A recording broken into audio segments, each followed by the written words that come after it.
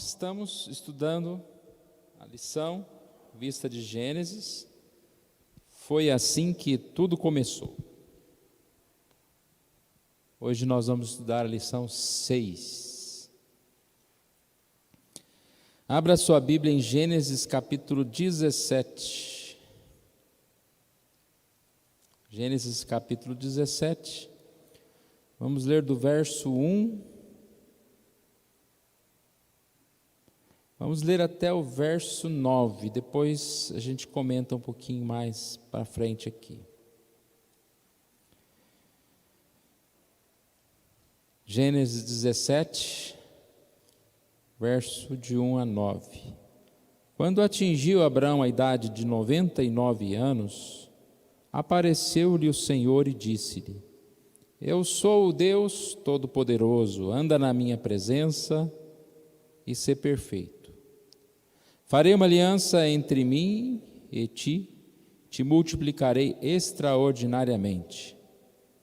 Prostrou-se Abrão o rosto em terra, e Deus lhe falou: Quanto a mim, será contigo a minha aliança, será pai de numerosas nações. Abraão já não será o teu nome, e sim Abrão, porque por pai de numerosas nações te constituí. Far-te-ei fecundo extraordinariamente. De ti farei nações e reis procederão de ti. Estabelecerei a minha aliança entre mim e ti e a tua descendência no decurso das suas gerações, aliança perpétua para ser o teu Deus e da tua descendência. Dar-te-ei a descendência, a terra das tuas peregrinações, toda a terra de Canaã, em possessão perpétua, e serei o seu Deus. Disse mais Deus a Abraão: Guardarás a minha aliança, tu e a tua descendência, no decurso das suas gerações. A partir aqui do verso 10, a gente comenta um pouquinho. Versículo 10, Deus dá instruções, como seria esse guardar a aliança. Esta é a minha aliança, e aí ele fala sobre a circuncisão, que era o sinal da aliança. Há algumas instruções a respeito da circuncisão. No verso 15, Deus que havia falado a Abraão, agora fala a Sara. Deus muda o nome de Sarai. Sarai já não lhe chamará Sarai, porém Sara. Fala que teria filhos, seria abençoada, e assim nós encontramos aqui uma reação de Abraão, não acreditando, e nisso ele diz que ele seria abençoado pelo seu filho, não o que nasceria, mas ele pede a bênção sobre Ismael. Tomara que viva Ismael diante de ti. A resposta de Deus é que Ismael também será abençoado, mas a tua mulher terá um filho, chamarás Isaque. Olha as promessas de Deus precisas até aqui. Então, no final aqui, nós encontramos já a prática da circuncisão, ou seja, Abraão sendo obediente ao que Deus havia acabado de falar. Essa é a passagem bíblica da nossa lição de hoje, que fala: nele você pode confiar. A questão da confiança, assim começa a nossa lição hoje, cada vez mais tem se tornado precária, irmãos. E isso é ruim, irmãos? Quando a gente não consegue confiar nos outros. Mas isso também é uma forma de sabedoria, porque a gente tem visto que, infelizmente, cada vez menos a gente pode confiar em muitas pessoas, em muitas situações. Não que a gente tem que ficar desconfiado o tempo todo e não fazer nada, senão a gente vai deixar esse mundo. Mas realmente é difícil essa questão de confiança. Aqui, entre algumas questões de não confiar, eu quero destacar aqui quando fala dos seus médicos, né? Acho que tinha um tempo em que a gente ia no médico, ele falava, ele mandava tomar isso, a gente acreditava que o médico era uma pessoa que quase que não errava, né? Então, confiava no médico. Hoje em dia parece que está difícil, né? Então você não pode confiar em tudo, em todo mundo, né? E eu não sei também a questão dos médicos, acho que quanto mais a gente vai crescendo, mais experiência a gente tem, né? Mais desconfiado fica. Eu fui no consultório um dia desses aí, e tinha saído de lá uma senhora que estava com uma crise muito, muito grande de asma, e o médico comentou, né, que ela tinha passado por 4 médicos, ele já era o 4º médico que ela estava indo. A pessoa já vai e já conta, né? Mas ele disse que deu lá um antibiótico para ela, que ela ia ficar boa, né? Tomara que tenha ficado. Mas às vezes a gente tem dificuldade de confiar. Em Deus não, irmãos. E às vezes a gente tem dificuldade de confiar em coisas simples em relação ao homem, né? Mas em Deus a gente pode confiar até no impossível. O texto vai falar um pouquinho que Abraão teve dificuldades, mas ele aprendeu na marra, né? E nós podemos sim confiar em Deus. Nós estudamos a semana passada à noite, do Deus do impossível, que vem a Maria, por intermédio do anjo Gabriel, e fala: você vai ter um filho do Espírito Santo. Porque para Deus não haverá impossíveis em todas as suas promessas. Abraão, ele depositou muita confiança, né, no filho da serva Agar, Ismael, e de certa forma ele estava bem errado, mas Deus não desistiu dele, não desistiu das suas promessas. As promessas de Deus, elas não estão condicionadas a nós, a nossa aceitação ou a nossa forma de ver. Quando Deus quer, Ele vai cumprir, independente daquilo que aconteça. Abraão errou, Abraão pecou, mas Deus foi conduzindo ele para o caminho. Eu não digo isso que a gente tem que viver de qualquer jeito, que a promessa de Deus já está certa, né? Vai se cumprir. Não, não é isso.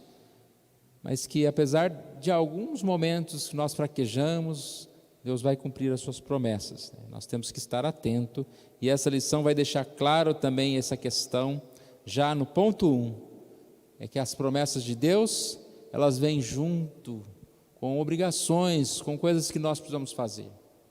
O que o versículo 9 e 10 aqui de Gênesis 17 começa dizendo? Sobre a promessa de Deus, de dar uma descendência, de ser o Deus. Ele já começa dizendo: guardarás a minha aliança. Lá no finalzinho também, no versículo 21 fala: a minha aliança, porém, estabelecerei com Isaque. E assim nós entendemos, né, que a palavra de Deus está relacionada a que a gente venha cumprir, venha seguir a aliança de Deus. Deus a gente pode confiar. Isso é um tópico que a gente guarda aqui. Ponto 1. Relacionamentos pactuais. Vamos entender melhor o que eu acabei de dizer sobre aliança e guardar mandamentos, alianças e compromissos.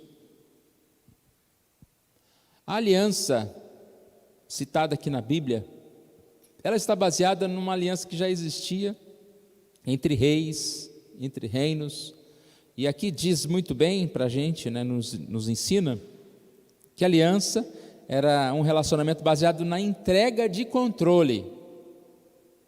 Ou seja, se uma nação mais poderosa que a outra, vamos dizer assim, faz uma aliança, essa mais fraca, ela recebe proteção, ela recebe, de certa forma, alguns benefícios por essa aliança.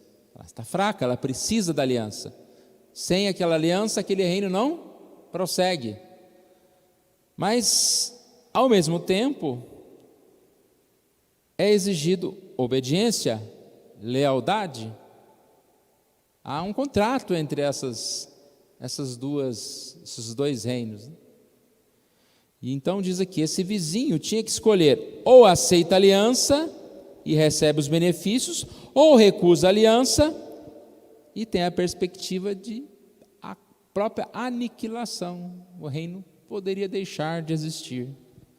Comparando isso à aliança com Deus, nós sabemos que Deus disse a Abraão que ele queria ser o seu senhor pactual, ou seja, essa ideia de aliança.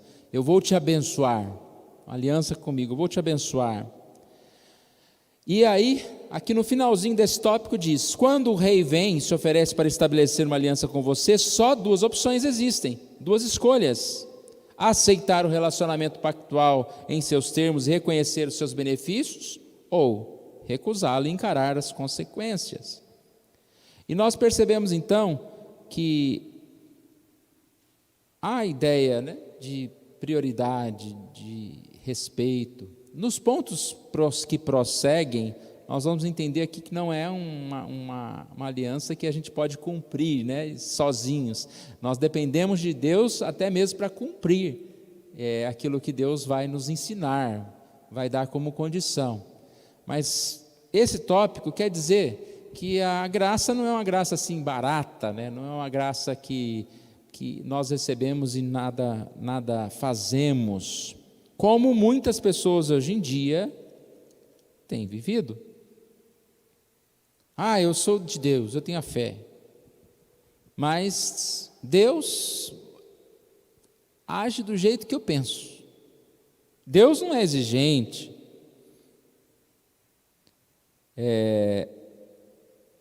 Então ele cria um Deus, diferente do Deus da Bíblia. A palavra de Deus fala que Deus realmente quer que nós estejamos tendo compromisso com Ele. Tanto que isso é aliança, Você tem um tópico abaixo aqui que vai falar sobre isso. Você não faz uma aliança, você não casa com uma pessoa, mas você continuar a viver a minha vida de solteiro. Aliança para que serve então? Se não tiver algum compromisso com aquele que você casou, ou aquela que você casou. A gente volta a falar sobre isso. Então aqui a gente percebe os benefícios da aliança. Ponto 2. Deus oferece um relacionamento consigo mesmo e não é o fato de eu viver do jeito que eu quero. O ponto 2 poderia ser um ponto só, porque ele está unido, bem unido, continua falando a mesma coisa. Eu estabelecerei essa aliança. Eu serei o seu Deus e você será o meu povo. Olha a ideia de relacionamento. Eu serei o seu Deus, o seu Senhor. A lição coloca aqui, não é em termos de entrevistarmos a Deus para o trabalho.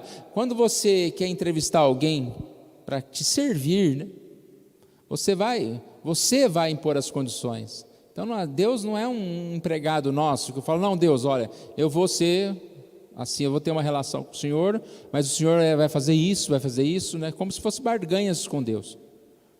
Nessa relação não acontece assim. É o poderoso que faz a aliança conosco. Nós somos esse servo que deve obedecer a aliança. Aqui fala muito bem que por causa do pecado, isso não é mais natural. Como a gente está estudando Gênesis, lembra lá no comecinho, quando Deus criou o homem, eles conversavam, eles tinham uma intimidade natural. Irmãos, é natural, é interessante isso, É natural ter relacionamento com Deus. Era, Porque o pecado fez com que esse que era natural se tornasse algo impossível, humanamente falando. Aqui a lição reporta novamente a questão de Deus colocar um anjo lá obstruindo o caminho para que nós não pudéssemos acessar, ou que Adão e Eva não pudessem acessar. E nós, então, temos essa dificuldade no relacionamento com Deus. Como servir a Deus? Por intermédio da vontade dEle, da bênção dEle, da graça dEle. Não do jeito que eu quero. A lição dá 2 exemplos aqui, por exemplo, Caim. Ele pensou que Deus devia aceitar, ou ter aceitado o seu sacrifício. Eu que escolho o que eu quero doar. E nós vimos que o sacrifício dele não era um sacrifício como de adoração, como um sacrifício de alguém que estava reconhecendo a sua necessidade de Deus. O exemplo de Babel, né? É curioso aqui, essa ideia de Babel é um texto bom para a gente estudar um dia, ou quarta-feira, ou um momento. Aqui fala, olha, que pensaram que se todos trabalhassem juntos, poderiam fazer o seu próprio caminho de volta para Deus, por meio da construção de sua maravilhosa torre. O homem, na sua vida, na sua arrogância, ele acha que ele pode fazer o caminho para Deus. É assim. E aqui, irmãos, o texto de Babel é a ilustração do homem moderno, que acha, eu sendo bonzinho, ou eu fazendo isso, e aí já as regras desse homem, não é a palavra, não é a Bíblia, é o seu próprio pensamento. Por isso, às vezes, ele tem que anular a palavra, porque para ele o que é certo é o que ele acha certo, acha correto. Então, essa ideia, né, na arrogância, tentar construir uma torre para chegar até Deus. Eu posso chegar até Deus. E aí Deus diz, não, você não pode. Se eu me apoio na minha própria justiça, nos meus próprios caminhos, eu não vou chegar até Deus. Se eu confio em mim mesmo, eu não vou chegar até Deus. E a lição diz muito bem, por isso que muitas vezes é mais fácil uma prostituta, é mais fácil um viciado, é mais fácil alguém que está lá na miséria perceber a necessidade de Deus, de entregar totalmente a Deus, do que aquele que acha que já tem um bom caminho, que faz tudo certo.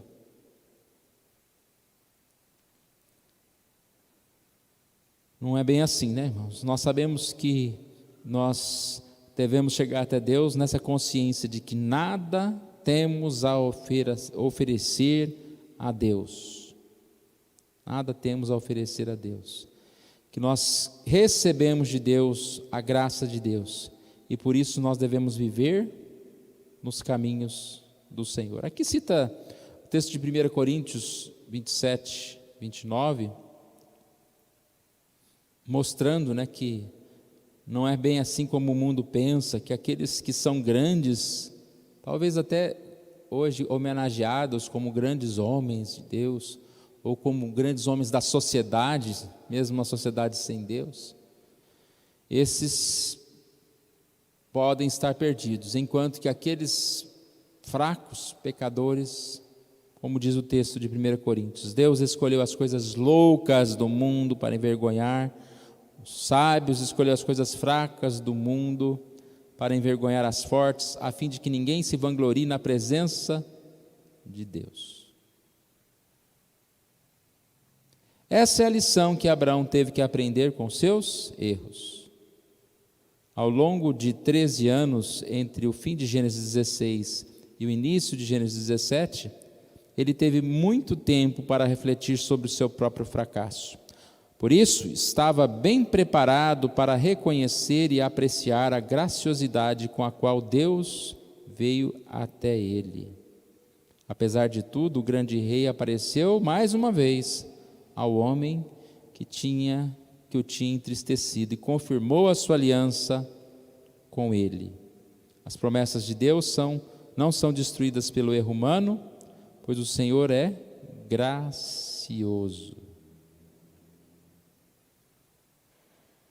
Então a gente percebe que Deus agiu na vida de Abraão, como nós já dissemos, independente dele. E Deus assim nos abençoa.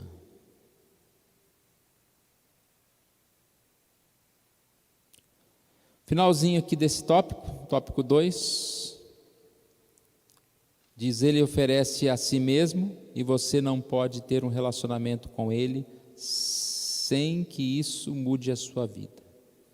Nós enfatizando essa questão, né, de mudança de vida. E aí dá o exemplo que eu disse do casamento. Imagina alguém dizendo que eu sou casado, mas isso não afeta a minha vida. Faço o que eu quiser com o meu dinheiro, converso com minha esposa se eu quiser. Só quando eu preciso, eu falo com ela e assim por diante. Isso não é relacionamento, né, irmãos? Mas pense bem nessa figura. Quanto que é essa figura? É a figura do relacionamento moderno com Deus. Pessoas que simplesmente, eu tenho Deus, tenho aliança com Deus, mas a minha vida ela é moldada pelos meus pensamentos, pela minha vontade e assim por diante. Irmão, se alguém quiser nos ajudar, uma pausa aqui. Nós vamos mudar um pouquinho aqui de assunto.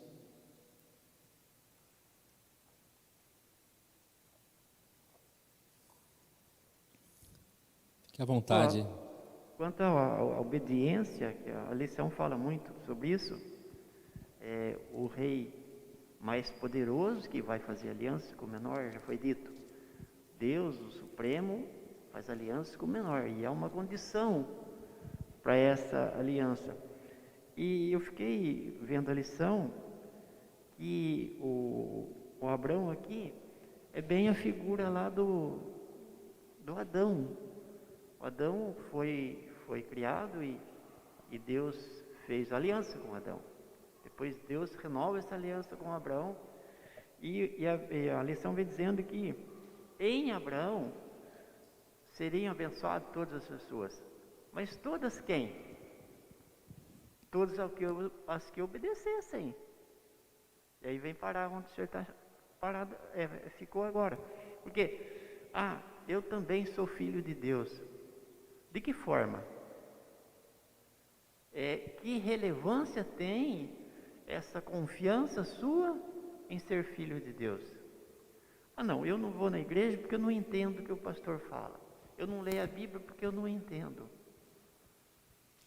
Quando foi citado aí que vai contratar alguém, esse alguém tem que obedecer. Ele não sabe tudo. Ele chegou no trabalho hoje, vai saber o que ele tem que fazer? Não, eu só vou trabalhar depois que eu entender todo o trabalho.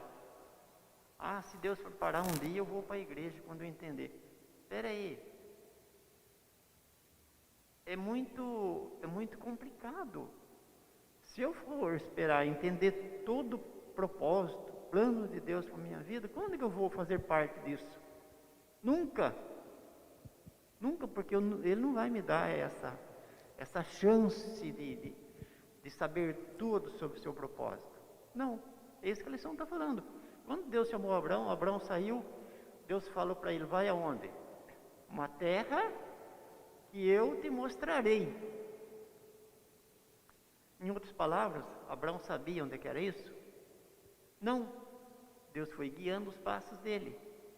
E é assim que Deus faz com a gente hoje, se a gente obedecer, se a gente estiver disposto a obedecer, a entender, como diz na linguagem popular, a correr atrás, a se esforçar para isso. De outra sorte, não sai do lugar, fica ali plantado. Não, eu também sou filho de Deus, as promessas de Deus não falham, Deus é fiel, e eu vou ficar quietinho aqui. Muitas vezes a gente não entende isso, eu principalmente eu não entendo, mas só porque eu não entendo eu vou desistir. Outro dia eu citei aqui, eu não consigo fazer tal coisa, eu não consigo fazer um bolo, eu não consigo fazer um lanche, eu não consigo fazer nada. Mas pelo menos você se esforçou para isso, pelo menos você buscou orientação para isso. Nós temos a palavra que nos orienta. Você pediu instrução para alguém para isso? Não. Então, meu amigo, não tem jeito. E muitas vezes pode acontecer isso com a gente. Se a gente ficar esperando, não, Deus vai me revelar uma hora. Se você não buscar, claro que não vai. Ele quer a sua disposição. É isso que a lição disse para mim. Esse tema para nós, ele, como igreja presbiteriana, como reformado, ele tem um significado especial que a gente tenta entender, também. É muito difícil entender a questão de fé e obras, mas a ideia é clara aqui. É porque existe a aliança, é que vai existir o compromisso e a possibilidade de andar bem, de fazer, de cumprir a palavra de Deus. A gente vê que sempre o início está no chamado de Deus. Então Ele nos chama para isso. E quando Ele nos chama, Ele nos capacita. O que a gente tem que entender é que não é simplesmente porque eu obedeço que eu sou salvo, né? A gente sempre fala isso, né? Eu sou salvo por Cristo e por isso Ele vai me mostrando o caminho, abrindo os meus olhos para o caminho. E esse ponto 3 vai deixar isso mais claro, né? A revista vai trazendo esse contrapeso em relação à graça, né? Que Deus abrindo as portas, e também esse fator humano, onde nós servimos a Deus, onde nós somos pessoas que cumprem os mandamentos de Deus. Vamos lá, 3, mudanças decorrentes da aliança. Então nós falamos que a aliança com Deus, ela vai mudar. E o que aconteceu em Gênesis 17?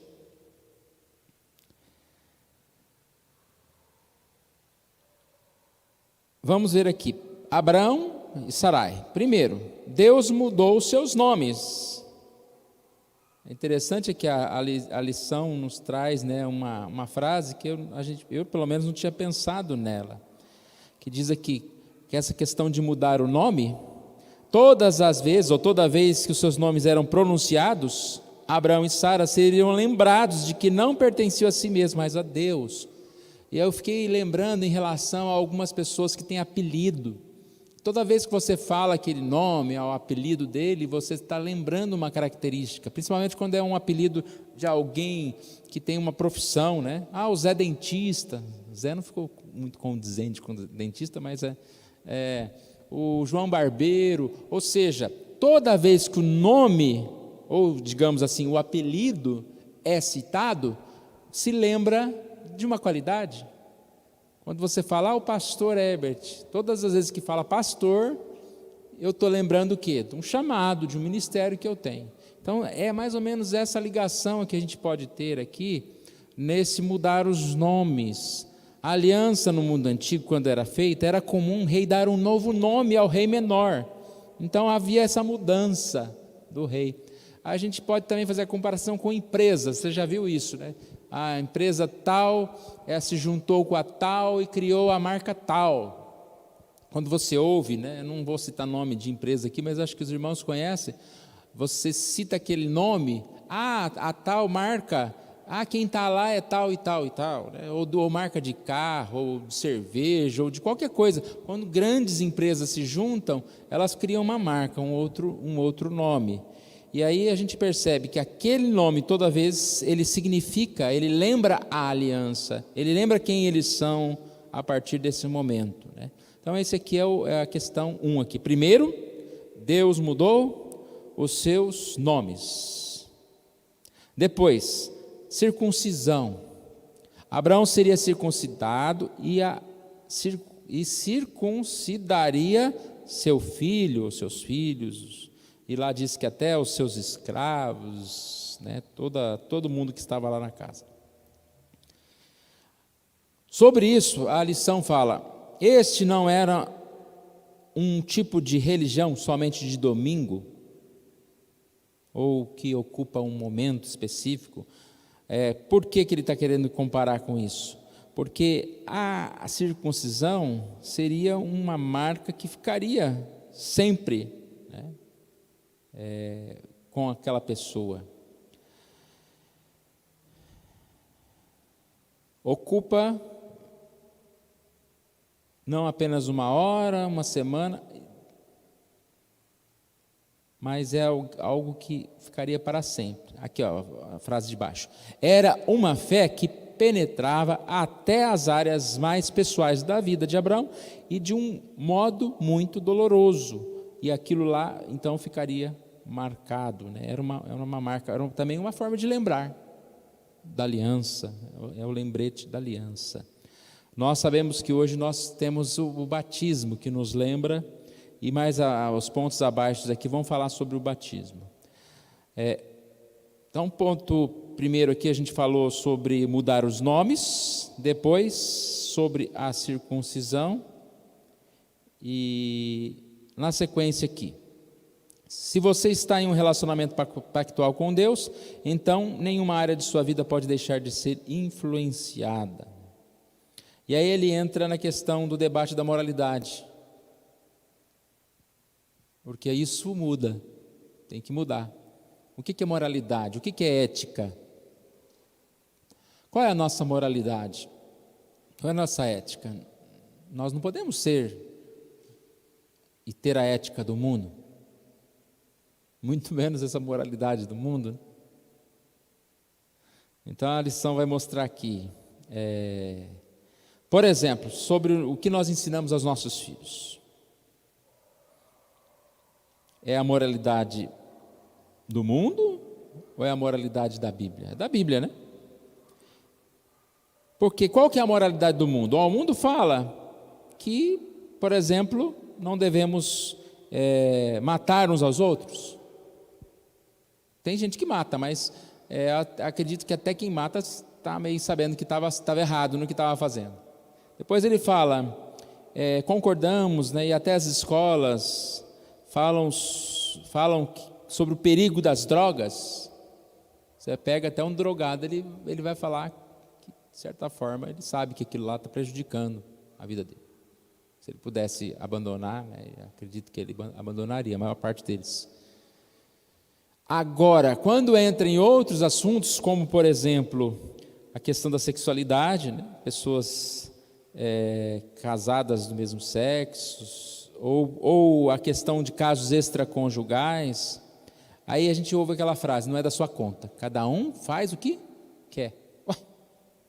Espera aí, eu sigo uma moralidade cristã, ou eu sigo uma moralidade do mundo? O mundo tem alguns princípios, até uns princípios duros demais, né, em relação a algumas coisas, são nessa questão de hoje em dia do politicamente correto, né, preocupado com coisas que não nada a ver, e do outro lado totalmente liberal, tudo pode.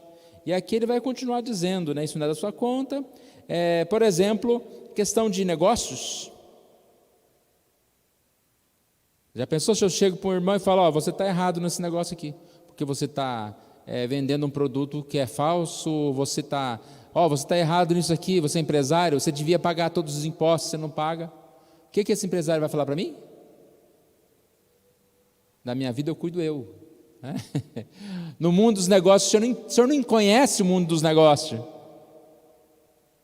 Então existe essa questão muito séria, porque, como diz a lição, a maior parte das pessoas é a favor da moralidade, mas enquanto isso não interfere em sua vida. Eu posso falar 1000 coisas aqui e um fulano concorda. Agora, quando eu toquei no ponto dele, chegar para o irmão e falar, você tinha que dar o dízimo, você não dá. Aí mexeu com ele. Você tinha que pagar esse imposto, você não paga? Ou você não poderia agir desse jeito no seu casamento? Nós devemos entender que nós temos uma moralidade bíblica e nós devemos seguir como essa é. Alguém quer nos ajudar? Pode corrigir aí se eu estou falando alguma coisa que não está muito condizente aí com o que você está pensando, ou pode completar, fica à vontade. E aí a gente vai ver aqui na sequência, a hora que alguém quiser falar, levanta a mão que a gente para aqui. A gente vai ver na sequência que isso está relacionado também à questão dos nossos filhos. Uma parte muito importante que temos aqui nesse texto de Gênesis 17 é que a bênção de Deus a Abraão era também aos seus filhos, tanto que a circuncisão não era só para Abraão, mas para os seus filhos ou para o seu filho.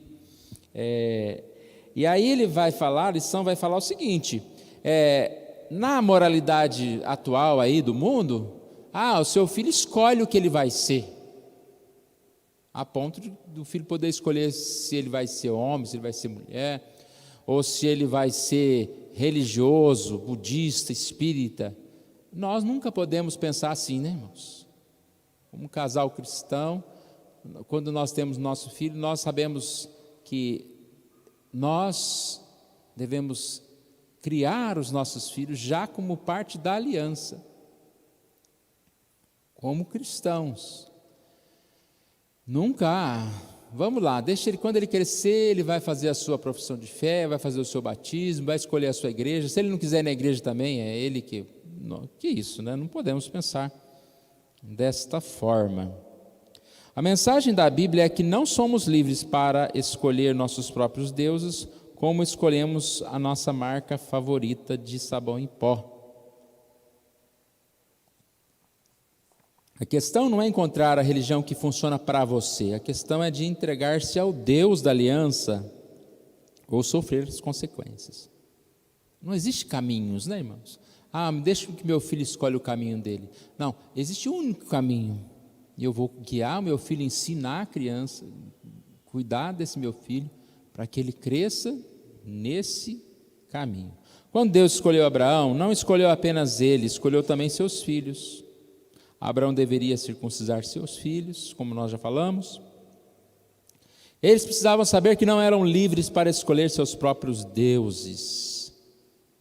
Irmãos, aqui vai falar, né, que embora a gente eduque, embora a gente batize nossos filhos, eles podem sim, alguns desses podem desviar.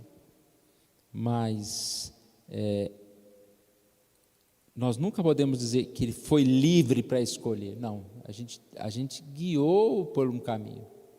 Ninguém deixa uma criança livre, né? Essa educação de hoje muitas vezes é complicada. Deixa a criança livre. Se ela quiser bater a cabeça na parede, deixa ela. Se ela quiser comer isso, subir lá. Não existe isso. Eu preciso educar, eu preciso guiar, principalmente na questão da fé, na questão da religião. E aí é um tópico sério, porque as crianças vão crescendo, né, irmãos? Aqueles que têm filhos já adolescentes, eles começam a não querer vir à igreja. E até que ponto eu não tenho que ter força, né, para trazer esse meu filho, enquanto eu puder, né? Não, você está morando na minha casa, domingo vai fechar a porta da igreja, você vai para a igreja comigo. Então é um assunto assim, né, que é claro que a gente pode falar um tema geral, né? Mas eu creio que a gente precisa pensar nisso, né? Na responsabilidade de levar os nossos filhos, de estar com os nossos filhos. E aí a gente fala, né, de enquanto está com a gente, mas não é só enquanto está com a gente, depois também, né? Saiu de casa, que pai que não pergunta, filho, foi na igreja? O Gabriel está estudando lá em Campinas agora, está ficando mais tempo lá. Todo domingo a gente fala, foi na igreja? Como que foi? Não pode simplesmente falar, deixa, né? Recebeu lá um salarinho lá que ele está fazendo estágio, deu o dízimo. É função dos pais, estar junto dos filhos, né? E falar, não, meu filho, você é filho da aliança, você precisa seguir. E isso começa de pequenininho. Pode falar. A própria lição veio falando, mais à frente eu acho, que não é só o falar. Por exemplo, você falou, leva o filho na igreja. Eu trouxe o filho na igreja, deixei ali e fui embora. Sim. Deixei o filho na igreja e voltei para casa. Quer dizer, lá em Deuteronômio fala que é para falar andando pelo caminho, ao deitar-te, ao levantar-te, ou seja, existe um ditado que fala, faça como eu. Paulo fala assim, sede meus imitadores como eu sou de Cristo. Não que ele fosse igual a Cristo, mas que ele se esforçava para fazer a tarefa que estava proposta para ele.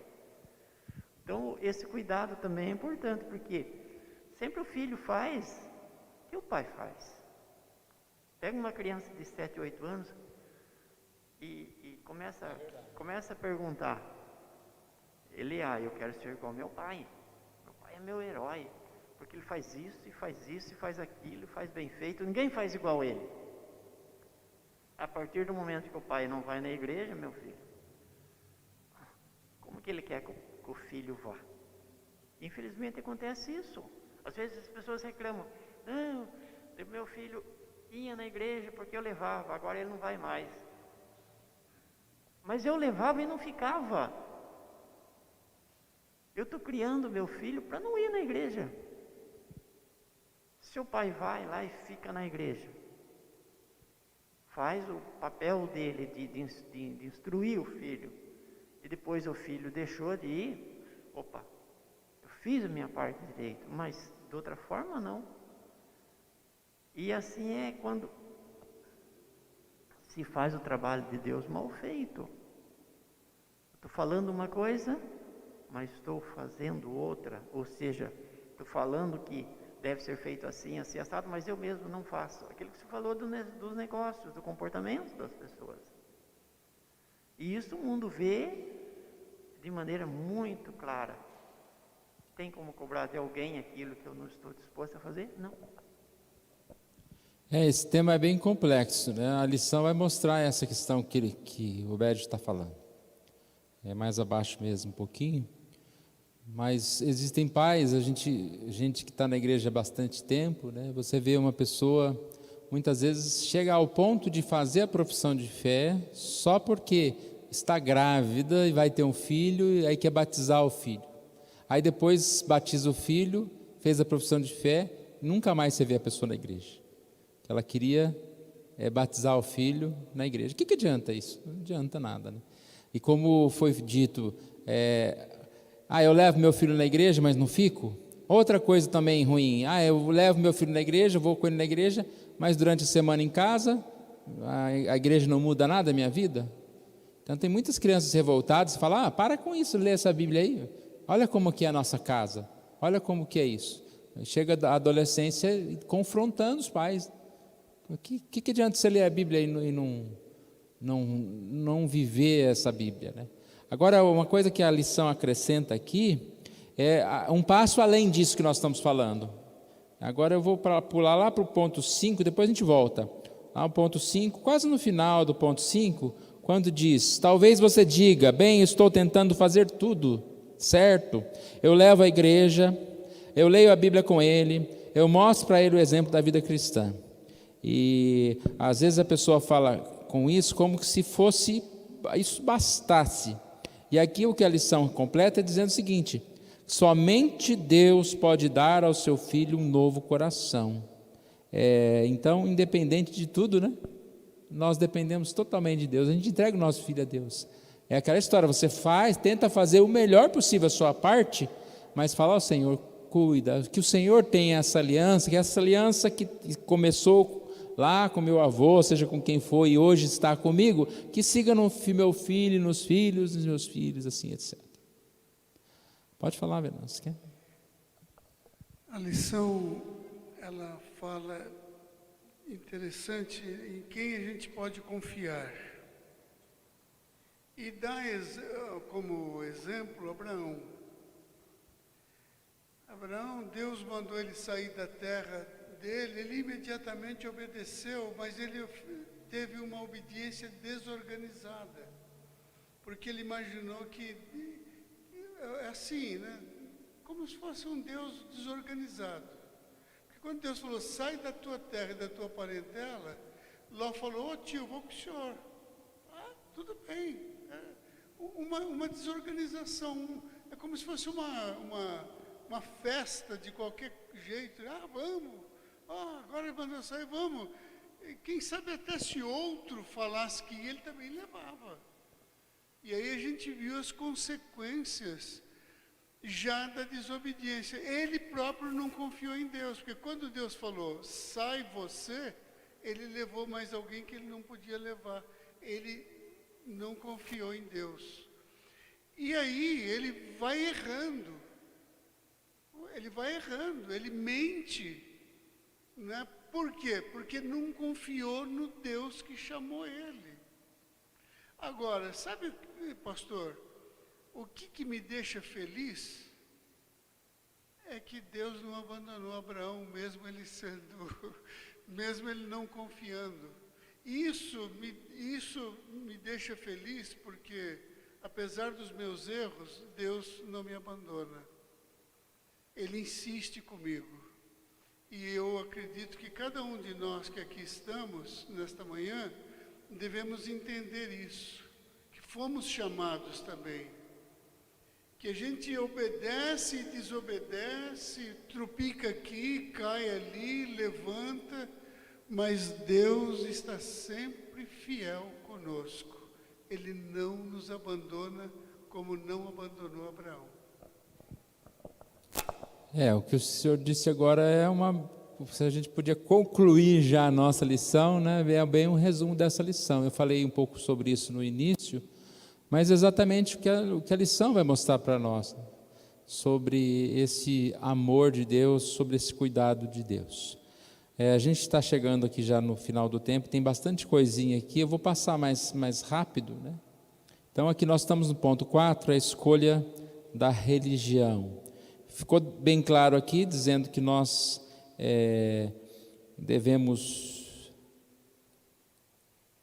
instruir, né, os nossos filhos, e que nós não somos livres para escolher a nossa própria religião, ou deixar os filhos escolher a sua própria religião, mas guiá-los. E a ênfase aqui, não que o guiar salva, o batizar salva, a circuncisão salva, não, mas faz parte desses planos de Deus. Ponto 5, vai falar sobre circuncisão e batismo. Por que batizamos crianças? O batismo salva? Não, o batismo não salva, mas o batismo aponta para uma necessidade de mudança. Achei também interessante aqui na revista, dizendo que, da mesma forma que a graça de Deus vem de fora, quando você batiza alguém, é algo que você não faz por você mesmo, né? Você é alguém que fez por você, como é a graça de Deus. O batismo também tem um significado, como a gente disse na semana passada, nós tivemos aqui o batismo da Sofia, do lavar, né? A ideia de que nós somos purificados por Deus. A água, ela representa essa purificação, e assim aponta, né, para essa necessidade que nós temos de ser lavados, de ser purificados.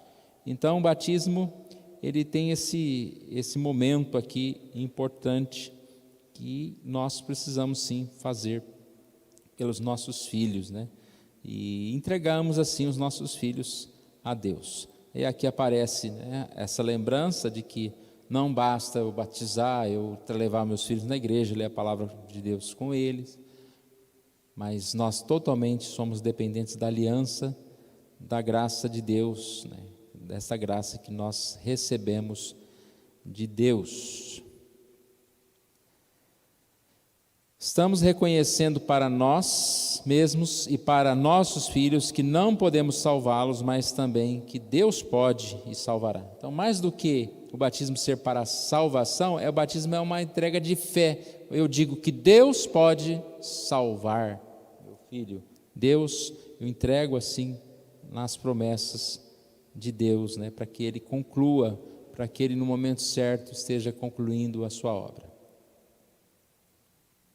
Em quem você pode confiar nesse mundo inteiro? Estamos aqui na conclusão, parte da revista. Com quem você pode contar? Com o Deus da aliança. A quem você pode confiar seus filhos? Ao Deus da aliança. Mas não pode haver obediência indiferente a este Deus da aliança. Então, os dois tópicos são muito importantes. Podemos confiar em Deus? Podemos. Podemos confiar em Deus em relação aos nossos filhos? Podemos. Mas devemos lembrar lá do primeiro tópico que a aliança, ela indica compromisso. Quando eu coloco uma aliança no dedo, eu estou assim tendo compromisso com minha esposa, tendo compromisso com a minha família. Quando eu coloco essa aliança com Deus, quando eu tenho essa aliança com Deus, eu orientado pela graça, pela misericórdia, eu vou seguir os caminhos. Como foi dito, mesmo que em alguns momentos eu venha fraquejar, nós temos o Senhor que vai cumprir a sua promessa, vai nos levar novamente para os caminhos dele.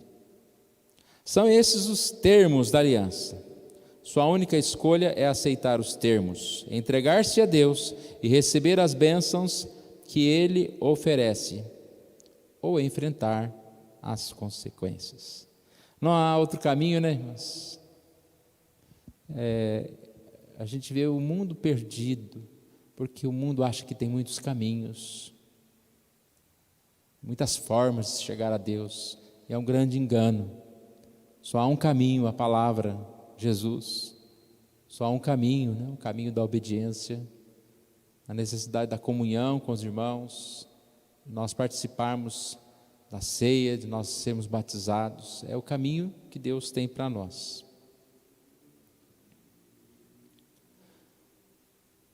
Talvez vocês tenham crescido na igreja, talvez tenham sido batizados e acreditem que são cristãos, mas vocês têm o relacionamento transformador com Deus por meio de Cristo? Ou vocês enfrentarão as consequências? O finalzinho aqui da conclusão, ela é muito oportuna, essa palavra aqui, irmãos. Porque às vezes a gente diz, a igreja tal lá, né? Fala, é só tradição, eles não têm Deus lá no coração. Mas infelizmente isso pode acontecer nas igrejas evangélicas, ou numa igreja tradicional, uma igreja presbiteriana, que alguns até brincam, né? Parece católica, né? Porque alguns presbiterianos são tão liberais aí, que parece que não são crentes. E infelizmente você pode ter filhos na igreja que participam da igreja, mas será que são crentes? Então aqui é uma colocação, né? É pessoal isso aqui.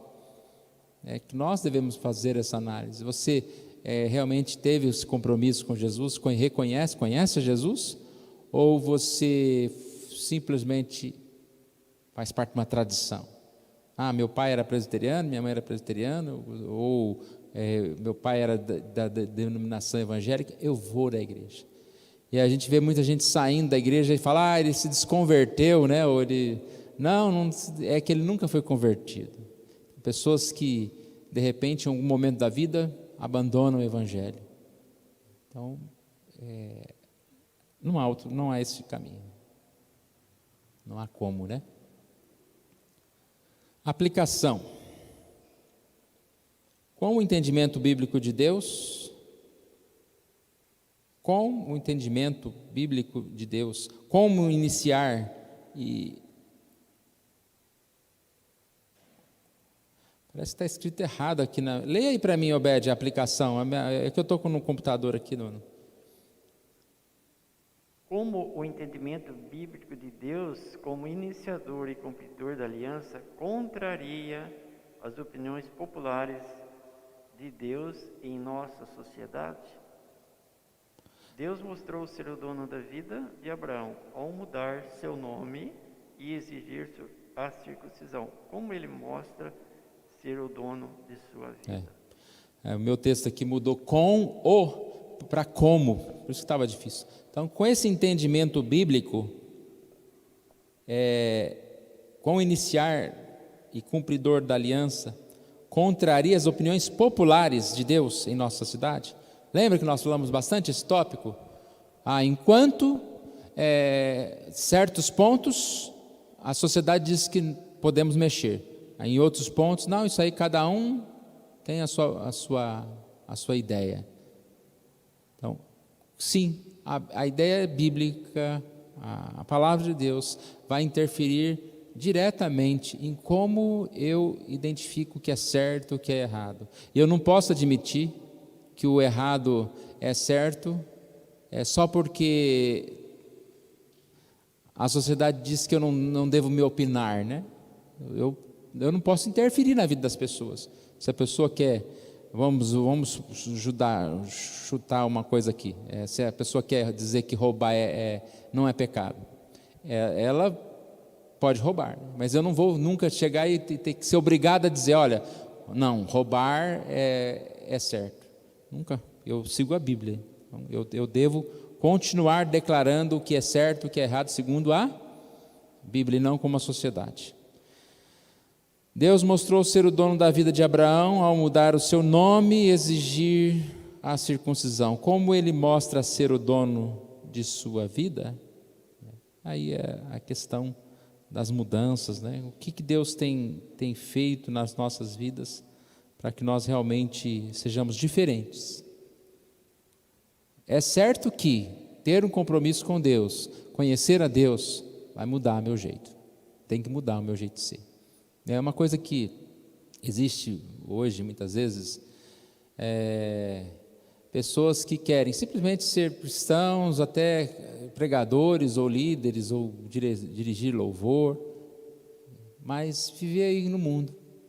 E aí às vezes é uma polêmica, né? Às vezes aparece na internet uma polêmica lá de alguém falando mal de algum desses cantores ou grupos musicais que foram em festas do mundo e aí eles vão lá se justificar, né?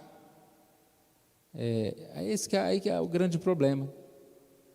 Você tem uma postura de cristão, você tem um compromisso diante da sociedade, uma postura diante da sociedade. Você não pode fazer as mesmas coisas que o mundo faz, viver do jeito que o mundo vive, e ainda dizer assim que é cristão. Então é um assunto que tem que ser analisado também individualmente, mas é muito, muito importante a gente pensar nisso. Que Deus abençoe, a gente vai terminando assim esta lição, na próxima semana a gente continua.